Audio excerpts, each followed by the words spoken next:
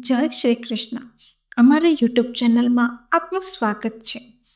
પ્રિય મિત્રો, આપણા હિન્દુ ધર્મમાં ભગવાન અને આશીર્વાદ આ બે વસ્તુઓને વિશેષ મહત્વ આપવામાં આવે છે.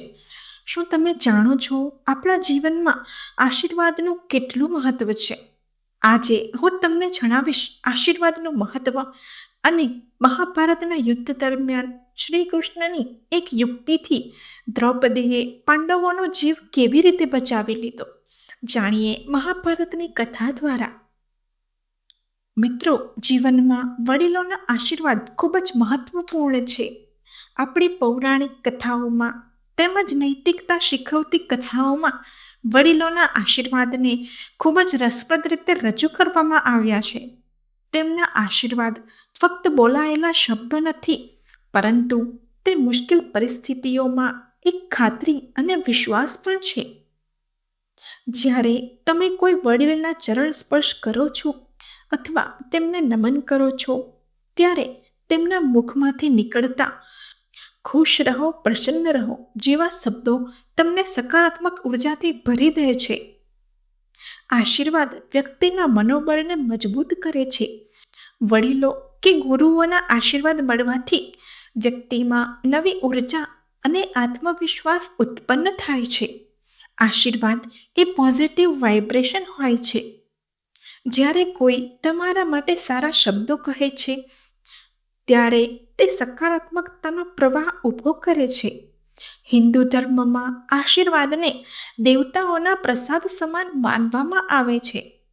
વડીલોના આશીર્વાદથી જીવનમાં શાંતિ, સમૃદ્ધિ અને સફળતા મળે છે એવું મનાય છે. આશીર્વાદ માંગવા એ નમ્રતા અને સંસ્કાર દર્શાવે છે.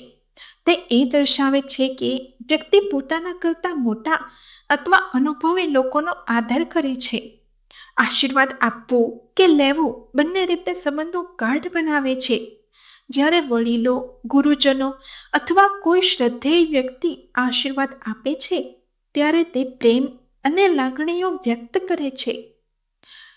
મિત્રો, મહાભારતના યુદ્ધમાં પણ આવા જ ઘણા ઉદાહરણો અને ઘટનાઓનો સમાવેશ થાય છે.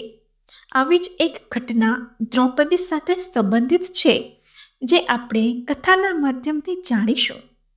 નમસ્કાર મિત્રો, હું આપ સૌને વિનંતી કરું છું કે આ કથાને સાંભળતા પહેલા કમેન્ટમાં જય શ્રી કૃષ્ણ લખી વિડીયોને લાઈક અવશ્ય કરો અને ચેનલને સબસ્ક્રાઈબ કરી બેલ આઇકોન દબાવો, જેથી કરીને ભગવાન શ્રી કૃષ્ણની કૃપા આપ પર અને આપના પરિવાર પર બની રહે.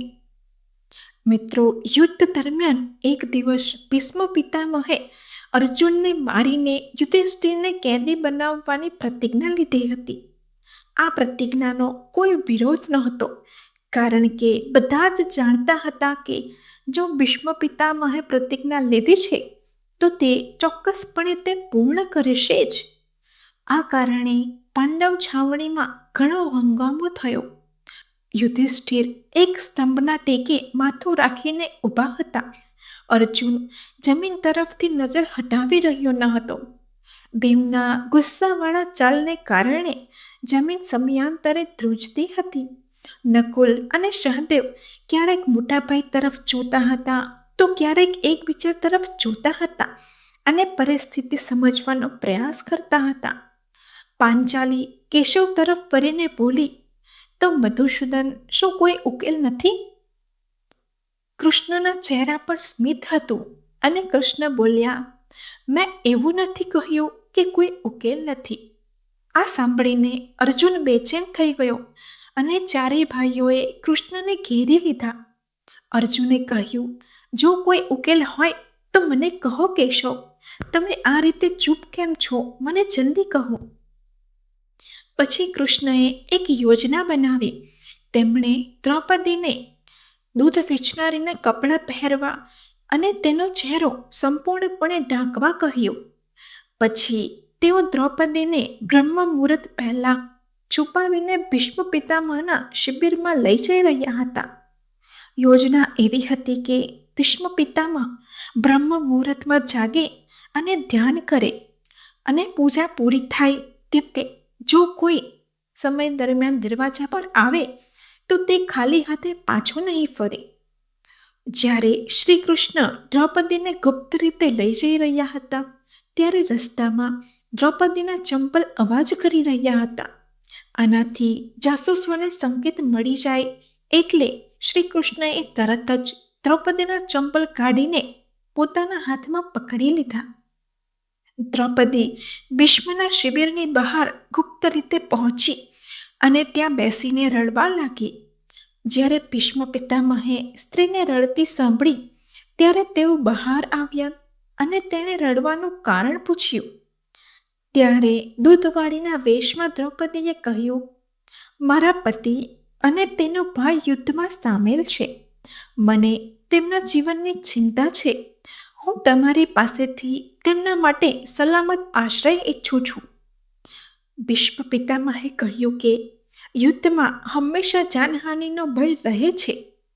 ત્યારે દ્રૌપદીએ કહ્યું કે જો તમે મને શિવદ આપો તો મને આ ડર નહીં હોય. પોતાના બંધાયેલા ભીષ્મ પિતામહે દ્રૌપદીને તેના પતિ અને ભાઈઓના રક્ષણ માટેના આશીર્વાદ આપ્યા. પછી તેમણે પૂછ્યું કે તેના કેટલા ભાઈઓ છે. દ્રૌપદીએ કહ્યું 5. આ સાંભળીને ભીષ્મ ચોંકી ગયા. ભીષ્મ સમજી ગયા કે આ જ્ઞાન કોઈ બીજા પાસેથી આવ્યું હશે. તેમણે કહ્યું, હું તમારા પતિઓને રક્ષણ આપું છું, પણ તમારો પરિચય આપો અને જે વ્યક્તિ તમને લાવ્યો છે તેને બોલાવો.